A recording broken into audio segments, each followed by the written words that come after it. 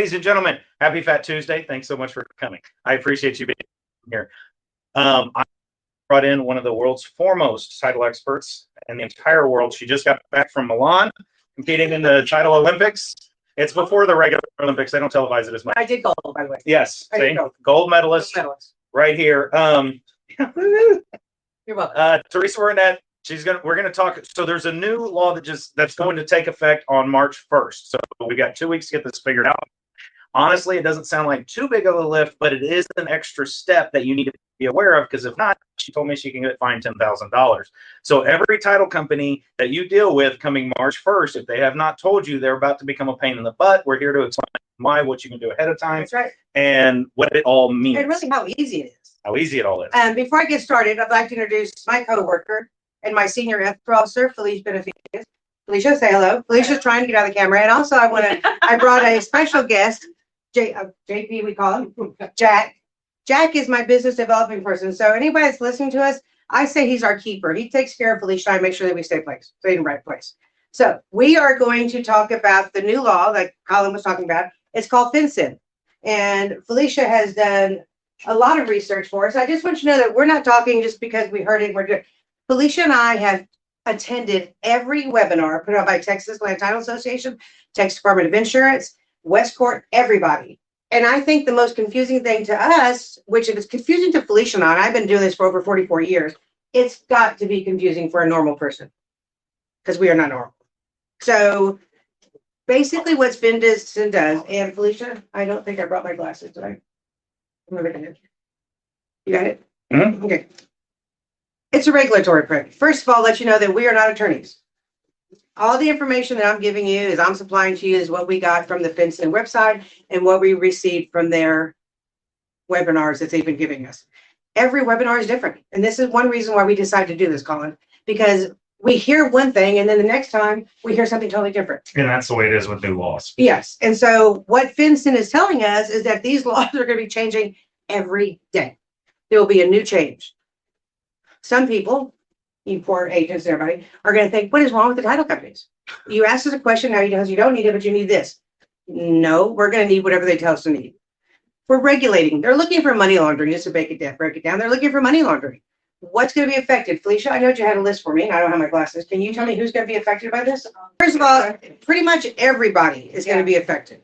Buyers, cash buyers, LLCs, trusts, anybody that's an LLC, correct? LLCs, corporations, partnerships, trusts, domestic and foreign. And they're going to do real property, right? So real property is what we do. We do commercial too, obviously, but we have real property. They're considering real property anything that has a dwelling on it, anything that has an intent of having a dwelling on it. So if Pablo buys a piece of property and I'm sitting in closing, I'm gonna say, Pablo, what is your intent? Is your intent to build a house on this property? And he goes, yeah, maybe in about 20 years, bam, reportable.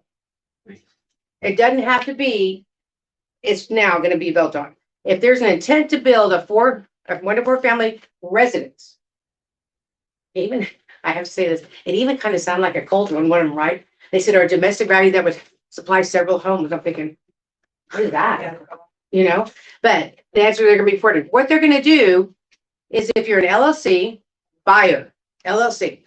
So real quick, let me stop real quick. So guys, for those of y'all that don't know, my job is to ask the dumb questions. If you have a dumb question, don't be embarrassed to ask it. Yes. We want to make sure because it's weird. Yeah. So what I'm hearing from you right now, it's not individuals, it's entities. 100%. Okay, so it's not individuals. So if Joe and Sally Smith want to buy a house, they're not going to be part of this. No, we're not going to drag them. But since we are the investors brokerage, since we work with investors, any LLC, anybody paying cash. So if like we pay cash, they want to know where you got that cash from. They're going to be looking into it. LLCs, trust, anything along those lines, guys. So heads up, it's really not your job to make sure it's right. But if you're working with one of those, get ready to. And it is where we're bringing y'all into this. It's your responsibility. I don't want everybody panicking over this. Nobody needs to be freaking out. We freak out over everything in this industry as it is. We need to calm our buyers down. It's not a big deal. What they're going to do is they're going to ask you who you are. What's your bank account number? What's your social security number? Who is everything, every person under your entity? guys. It's pretty intrusive.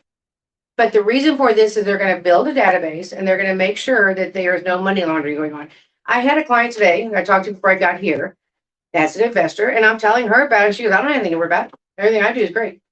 I said, perfect. And that's kind of the mentality we want. It's not a big deal. However, get this. If it's a non-traditional lending institution, we have to report. So hard money. Every hard name. Yeah, so any of our agents that work with wholesale deals or have investors, they need to Give them a heads up. So, yeah. real quick, like what I hear when she says that, and some of y'all might not. Well, I'm not using hard money. I'm using transactional funding. Hard money. That's hard money. Anything like, guys, if it doesn't say Wells Fargo or something like that at the top, it is going to be Private money, Reportable. reportable. Private money, transactional funding, hard money, all of those. Yeah, if it doesn't fall under the AML, then it has to be reported. So backing up to what she said, if it doesn't fall under the AML, that's the Anti-Money Laundering Act. That means banks that are regulated over $10 billion in assets are in the AML. Anything less than that. So that also tells me I got that. I'm going to go next. that Jefferson Bank It has to report. would have to report because they're less than 10 billion in assets. Excuse me for getting really comfortable Broadway here, but Bank. I'm with Colin. I've Yeah, known I him don't, forever. I don't. I've known him forever. So, I feel like I elf on the shelf sometimes, but it's okay. Anyway, it's a whole nother therapy session. So I'm glad you brought that up because I was at a function this weekend and I was talking to someone from one of those banks, like a Frost Bank, a Broadway Bank, a Jefferson State Bank, a Secure Service. They're not reporting. Because they're under 10 billion. They're under 10 billion. But guess what? That means we have to report for them. So what is a title company responsibility is we have to say, hey, Jefferson Bank, we're just going to pick on Jefferson Bank. Jefferson Bank, are you reporting under FinCEN? And if they said, no, Teresa, we're good. We have another act that we have to follow, but we're not reporting. Then we take over and we report under for them. Now, by doing that, it's going to cost money. And that's why another reason why Felicia and I were talking is anytime we have to charge more money to the buyer, it's going to cause an upset because investors are very, very tight with their money. And they're very Good ones. well, yeah. They're penny pinchers, but they need to be penny pinchers. And I understand that. So we, Texas Title, God, I don't think I even said that at the beginning. Hi. Do your son switch at the I'm end. Texas Title. Anyway, They saw the footage. I live myself. Yeah, let me put it- Okay, yeah, I live. Okay, so we have decided to take that liability off of our staff because one average deal, get this, one average deal, 4 to 6 hours of an employee's time to take care of the FinCEN requirements. FinCEN requirements and reporting. Their reporting page starts at 4 pages. It goes from 50 to 400 questions, depending on the situation. All right. So because of that, we have decided to do a third-party vendor. The reason for that is one, we won't have to take up our time and we can concentrate on your transactions. So you take on one that I'm dealing with Susie. Susie, you and I talk 4 or 5 times a week, just keeping up with the transaction. If we have to put that on our team plus 4 to 6 hours, that's a lot that FinCEN's requiring. Texas Title has decided to bring in a third-party vendor. A couple of reasons. One, they will reach out by a phone call, which I like. They're going to call and say, we are with Texas Title, and this is what we're going to be asking you. We're going to give them the heads up first, okay? Then they're going to do the reporting. They're going to do the certifications. They're going to do everything, and they're going to give us a certification at the end. So I think it'll be less intrusive if they do it because they are experts at it. But guess what? Along with that comes a cost. Texas Department of Insurance says that we cannot add it as a operation cost. And we have Which means it can't be an escrow fee. it can't be that, and it can't be an escrow fee because escrow fees are split in half, and this is a buyer's charge. So if we put it on the buyer's escrow fee and then we cut it in half, then the seller has to take half of that burden, and that's not fair. So as a third-party vendor, which we have chosen to do, is they will be a line item on our closing statements, and it's $300. Wait, hold on. It's $300 per. Hold on, Sorry, I'm jumping the gun. Colin is like a tall version of me. We have, scarily enough, the same brain sometimes. So yes, $300 if it's traditional. If it's just one person buying it, an LLC is buying it, and it's a piece of property. And it's a single member LLC. Yes, because anything over 4 members, they add $50 more for every member. Oh. So for those of y'all doing syndicates, Yes. that if you have a small syndication that like I have one, it's got 6 people in it. Under it, that is 6. I call them umbrellas. Yeah. Sounds nicer than syndicate, right? $50 for For each everyone, everyone. So that gets added. And guess what? Pablo, one. changing buyers at Yeah, the last minute, correct. $100 fee. Every time you change them, Pablo. Wait, let me use a different term that most people know. An assignment of the contract. Yeah. If it is under your name, they're going to run a background check on you. Mm-hmm. Then you assign it to somebody, you're paying another $100. Right. And if it's a closing that y'all call me and say, hey, can you do it in 3 days? Sure, I can do it in 3 days, but guess what? They need 1 to 5 days to run the background before we close. And we as a title company have decided not to do it after closing. Because you and I both know for keeping everything transparent, which is what I like to do when I talk to people, or actually anytime, is once we close those deals, no one's going to talk to us. They're not going to give us the information we need. So we have told our vendor that everything is done prior to closing. Because if we don't get it, our closings get delayed, and that's just the way life's going to be. So But- Teresa, but- can you explain it again? Because I saw some people that just Yes. came on, Mhm. as far as the wholesalers, when it's an assignment. So we get our contracts. It says Colin's buying it and or assign it. So Colin finds a buyer for it. He assigns it out. Well, meanwhile, we're working the day that contract hits our office, Susie. We are literally started our background, or our vendor has. Okay. Okay. So they're running everything on Colin, thinking, buddy, they're gonna say, Colin, what's your bank account number? What's your blood type? Do a red and eye check. Not that dramatic, but there it goes. So then Colin finds a buyer and he gives me an assignment. I have to start all over, which is no problem. We love assignments. That's not the problem. But just know in your head, don't call me and then be irritated that I can't close tomorrow. So that assignment, if you're going to get it, let's get it before the day of closing or the day before closing. So just a quick recap, guys. There's a new law that takes effect March 1st. They've got to check for money laundering for anybody buying a property that is not a sole individual. So if you are doing traditional work, it's Bill and Susie Johnson, great, fine, no harm, no foul. Everybody else working with investors, LLCs, trust, assignments, anything like that, you're going to have an extra fee incurred.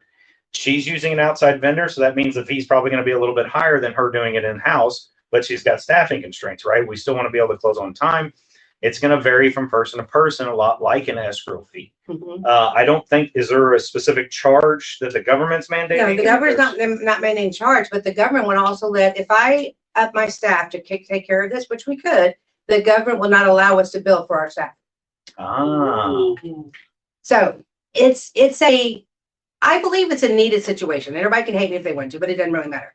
It's to take care of money laundering, and it's a government law. So I guess the reason why I reached out for Colin and Pablo and said, Susie, I want to do this is because I don't want to hear where the other title company's not doing it. It's a nationwide. Every title company has to do it. And if your other title company's not doing it, You might guys, this is title. yeah, 100%, guys. We have Zaga with a question. There's always people somewhere that'll do it cheaper, that'll do it this. Y'all know the game. You get what you pay for. I understand this. Like, I'm already irritated because it's going to be what, $300 ish? $300, and that's why I said that's $300. It's $300 that I have to do just to do a contract. Adjust or don't, you know how to work y'all's numbers. You have to do that. Have to figure that. But as soon as I assign it, it's another $100, right? Yes. Or another 300. 100. 100. So $400 to assign a contract just to make sure we're not laundering money. And then if Sucks. there's more than one, it's $100. So, yeah. But I found somebody who doesn't do that. Good luck. Yeah. I found somebody who told me I didn't need to file my taxes too. I guarantee you can find somebody that's going to tell you don't need to. I guarantee it. But guys, y'all know the rules. Err on the side of safety. If the government wants something, the government's going to get it. And you can delay it. And the more you delay it, the more expensive it gets. And just let's get to Zagla's question. Yeah. So just put it under my name and then assign the end buyers and only get charged once. Hard to do. You can, but you got to delay in timing. Yeah. How long is it going to take somebody to do the FinCEN certification and all that stuff? Really 1 to 5 days. What? Oh, Courtney left, came back. Okay. Yeah, really in reality, and Good Lord. trust too. I'm texting them, that's why. And trust too that when we report with all the changes, we're not gonna we keep a very good vibe. You know that. That's our office. Yeah. Very positive, very good vibe. FinCEN's gonna be changing the rules as we go because this is new to them too. So we're gonna follow whatever they tell us. So if they change something, we're gonna change it. But I don't think it's gonna be anything that's gonna cause us a problem. They understand what our industry is. We have to, time is of essence. So if you bring me a deal, Zagla, what we're talking about is I wouldn't do it if you wait for the assignment, because if you wait for the assignment, then we're gonna have to do the title commitment, and then we're gonna have to get the commitment in. If there's any issues that we have to clear up, it's just gonna, that may delay us even more. Because if there's commitments, dead people on top that don't own it. Short answer to that, Zagla, is Turn your that contract. $100 that you're gonna pay is gonna save you the time. Yeah. So that's gonna be the problem. Now, again, if you assign it to an LLC that's got 6 members. Just know they're gonna search all 6. Yeah. And it's fine. I mean, if they just take that first phone call from our vendor. And this is every time. If they search me once, they're gonna search me again, they can Yes. search me We again. asked that question in one of our trainings. We asked, so let's say I do business with Colin and we do 6 deals. Do I have to do recertification every time? And they said, yes, not because we think Colin's gonna change, but because something of that transaction changed. Because no transaction is the same. They also told us to if in the midst of this transaction, one form that they're gonna send over to us is gonna be a sworn statement that every buyer has to sign, stating that all the information they gave the collection people is still true and correct. So if that person has created a bank account or anything, we have to know all that in advance. And they'll have contact with our third-party vendor. They won't have to go through us. We're gonna cut out the middleman to be faster and more efficient. So again, I just have to say this. Understand this is FinCEN's. The information that we're sharing with you is what we got off the FinCEN side. I'm not an attorney. I'm just me. Teresa Warnett, president, textile. Amen. But y'all that all know me know I love what I do. And I love the people I work with. And I love this law.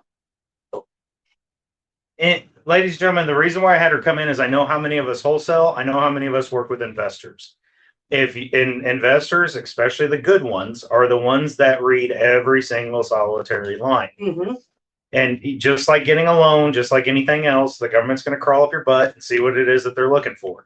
I don't know if they're going to ask for 3rd grade report cards. I don't know if they're going to ask what happened to your lunch money when you were a junior in high school. God only knows what they're going to ask about. But it's part of the game, guys. So the game's changing again. But it's pretty, to me, it's pretty simple. It is. 300 extra bucks. You're going to pay every time you change it. That's probably going to change as the rules go. 100%. It'll be $300 for March, and in April they got it figured out. Now it's only $250, but then they change it. Now it's going to be $350, and They're going to perfect their collection process. it's going to suck. Hang tight. Nobody knows, especially the government. I love the government. They make laws that they're not prepared to enforce. Yes. So On a daily. On the daily. But what I want to say too is people go, oh, we don't have to worry about the sellers. It's just a buyer. Well, we do have to worry about our sellers because our sellers become buyers. So I tell people, my agents and my investors, to be ahead of the game and be smarter than the next agent out there. Go ahead and get if you're going to sell a piece of property, you know they're going to buy a piece of property, get it started. Yeah. Just like when y'all call me and say, hey, can you run an O&E, owner's and exception report, and for me so I can make sure my property's clear? I'm like, yeah. I say, oh, Teresa, by the way, can you hook us up with your third-party company because this guy's buying? You know, this isn't bad. We just have to now figure out how not to beat the system, but how to work with Stay it. ahead of it. Yeah. Yes. Stay ahead 100%. of it. All right. Any questions from my lovely agents? Any questions for anybody that just wants to talk to me? Or yeah, or anybody. Felicia, what are there was another point on there that we wanted to point out. Uh, I had a star next to it. And also what I want to do, and I'm going to give with Colin, as we get changes, I'm going to send him either a video or an update that he can share with all of y'all. That way we can keep all of our peeps. Getting very comfortable here, aren't I?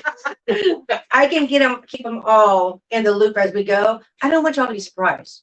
And I also don't want your clients to feel like they're being abused or being violated as to their private information. And one reason, guys, too, everybody's so afraid to give social security numbers, dates of birth. Guess what? It's happening. It's happening. But that's why I think if we went through this, our company's bonded, it's got insurance, they vet everybody. They're not going to be saying, you're not going to be seeing it on Facebook. You may see me on Facebook. Thanks for that. I was going to say, and Anybody out there that is working with money launderers, Which part was it? And we have to keep the information for 5 years. Yes, the storage system. Yes, Statute of limitations. we do. So we have to keep every information. I say we, it'll be we've also with our third party vendor, they're going to keep it for us, which is great because then again, as title companies grow and change, you don't have everybody looking at information. It's going to be all kept off the side with our third party company in their, we'll call it their vault, but they have to keep it for 5 years. Okay, this young lady behind me, wait. And she had a great question. I have a new listing. Yay! Texas Title. Go check it out. JP, your job, handle that. Oh, okay. Okay, so she asked, what about the contract? Would it be noted in the contract? Yes, it will be. We were told that section 20 of the Trek contract will be changing to add a whole paragraph about FinCEN. So I haven't seen More it yet. videos to follow. Yeah, well, Yeah. Trek promulgates, it'll probably come out September, if I had to guess. Yeah, probably. And then my coworker, Felicia, my senior escrow officer, she also reminded me that our title commitments will be changing. So it's going to have the information from FinCEN also In what section? in section C. That's for those of you that watch my previous videos, C's for Colin, that's where the problems are. Yeah. If you ever read a title commitment, start in section C, start at the bottom and read backwards. Okay, I That's love how you that. read a But title. I'm gonna go off that for a second, Colin. You would think he was right.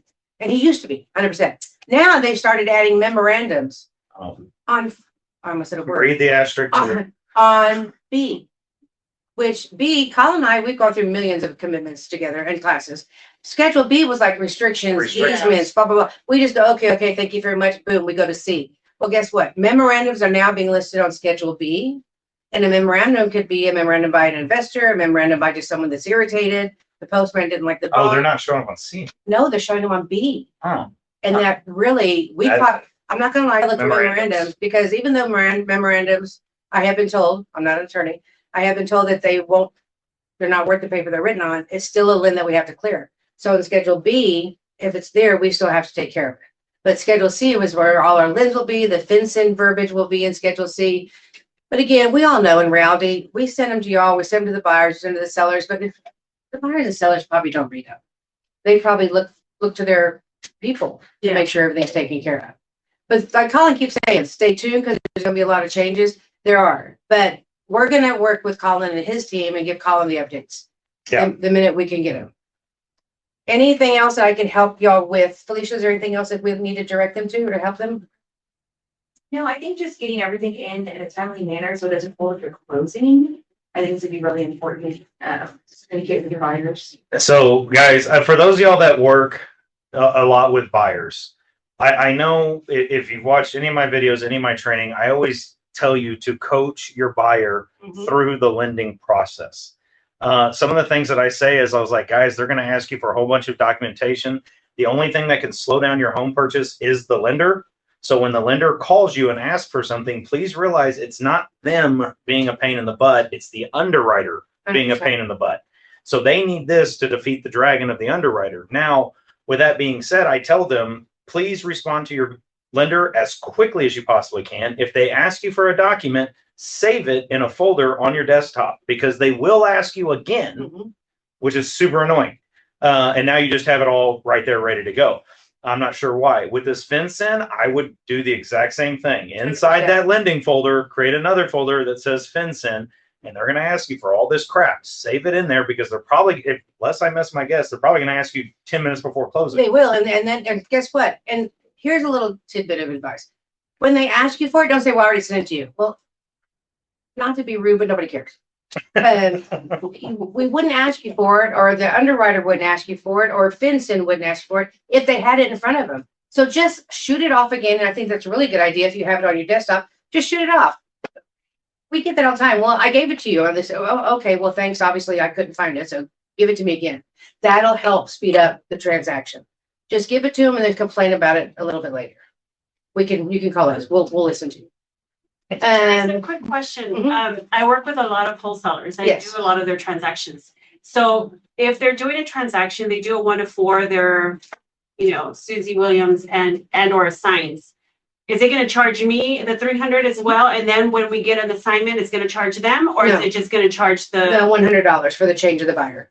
oh, okay, just $100? And then it's gonna change the buyer Mhm. on the assignment to Yep. they're gonna charge them the 300. No, So- well, yes, 100%. Yeah. I know- I won't charge it to you. I'll just move that fee over to them. I know- The end buyer. I know Okay. we've got some wholesalers on here, guys, and I will tell you, you need to come up with a plan and stay consistent with your plan, because that's how you get in trouble for, if you treat somebody differently than you did the last transaction, you can get in trouble for all that crap, because then they'll say you're racist or elitist or whatever, all the protected classes, right? So you need to decide now, am I eating the 300 because I opened it Right. and I'm charging my end buyer the 100? Am I charging my end buyer the full 400? Because heads up, the smart people like myself are going to push back at you on that. So just kind of figure that out, but make sure you stay consistent deal to deal. I would push back again on that, because even though, let's say the first purchaser was Susie, and we started, or the FinCEN started all the reports on that, on Susie, and then we come up with an assignment, they're gonna charge the extra 100 because it's gonna go into a rush situation, but guess what? They're gonna ditch all Susie's stuff, and then they have to start the whole report again Yeah. for so you. it starts them over. For my end buyer. So whoever the end buyer is should get the charge, because it's not like we can use Susie's information. Well, there you go. They Right. have to start it all over again on my end buyer. So there's no point in them submitting the 1 to 4 ahead of time. Unless she's got to open title. I don't- Need to see it ahead of Because time. it's still, I mean, the quickest she can close is probably a week. But then And we if you still have wait, to run the information on the end buyer. correct. But how long does that take? What's the timeline on the empire? Well, the same thing, it'll take 1 to 5 days. 1 to 5 days, guys. 1 to 5 days. So you submit your contract and get title started. That way, if anything pops up in the commitment. But then if you she's work gonna on move the that. fee, we have to discuss with the end buyer if they're gonna wanna take that fee. Yeah. Or. Well, you need to say it ahead of time. Well, but let's say, Unless you have the end buyer, when you have that contract, do but the 1 to Felicia, 4 and stay then. on this one. Let's say Susie contracted Colin's property, Mhm. right? And or assigns Susie. Susie already has an end buyer in her pocket, and it's Jack Smith. She submits the assignment with a contract. Not only that, but guess what? Jack Smith doesn't qualify to get ran on. Mm, So what if Jack Smith doesn't qualify to get ran on? Then who's gonna pay that fee? Good question. Yeah. Okay, so Colin Oh, did, so what you're saying, if Jack buys it as a sole, yeah, or is it yeah. as And we've regular? already incurred that charge, right? I mean, we still have to. So if Colin and or signs, your end buyer is Jack he didn't meet any qualifications to get ran. Hang tight real quick, guys. Let me explain this to you. Sorry, we jumped a few steps, so I like to slow things down. We got to slow some things down. That are. So you have to I'm understand, so excited. the term is sole proprietorship. Sometimes they say human, sometimes they say it, but if you as a person, right? While we're talking, guys, so here's the thing. If you as a single human, like a real person, non LLC, anything like that, there is no charge for this. If you're wholesaling under an LLC, they're going to start running it on you. But if you sell it to an end buyer that is a sole proprietor, that does not have any kind of entity, they will not be underneath that, okay? Unless they're paying cash Mhm. or non-traditional lending. Right. So basically everybody at Everybody's the gonna end, be- everybody's going to be at the end, basically. But that is something to think about. Now, can you save the time and money? Let's say I already have my buyer and I turn my buyer and contract in, and contract. We just run it on the in-person. Yeah. Yeah. Okay, so that's an option. But guys, you're adding 1 to 5 days. It's going to be 5 days for title and nonsense crap anyways, minimum, right? And you can run that FinCEN during the exact same time because a third party's doing that. So you could probably still close in a week, And I just thought about something, guys. This is a good. but you're not going to have the title commitment. And No. if there's a title issue, Then that's gonna put us all back. all I'm saying is that if I'm talking to a home seller and I'm going to wholesale this house, I'm probably going to explain to them, I know you want to close fast. It's probably going to be closer to 3 weeks. I'm going to try and get it done in 2. And tell you what, we're gonna close as fast as we can. Right. Well, obviously, we all get paid. when Remember, it close. says 1 to 5 days. So what if they get the report and they run it in 1 day? I'm gonna call Susie and go, let's go. Yeah. Let's get it done. But I just had an idea. Oh, Yes, anytime hard money is being used, it will be verified. Well, Any yeah. non-traditional lending. Not a 1031. One, Matt. A 1031 will not be under the regulations Because it's an individual's. because someone else has got the Yeah, money. it's already, yeah, it's under control. It's under control. But And that'll be two, the SEC rate. I'm gonna ask my third party vendor this question. If we open title Because I know how it does with assignments. I know it sometimes takes time. I know sometimes you already have someone in mind for it. I'm gonna ask my third party vendor, can I turn in my title, not have it start running on my initial, let's say Susie. And then if I put Jack in as my end buyer, how fast can we do that? Will it be So $300 or Maybe $300 or $100 more. I think if I don't start it, and this is just me thinking out loud, y'all guys, but the vendor that we're using is so user friendly. I love it. So I'm gonna say, guys, his name is Brian, the guy that I was talking to, Brian. If I don't want to turn this in now, can I just start my title work? And then when I get my assignment, I'm gonna throw that at you and you just start that one-time fee under my end buyer. How fast can we do this? Yeah.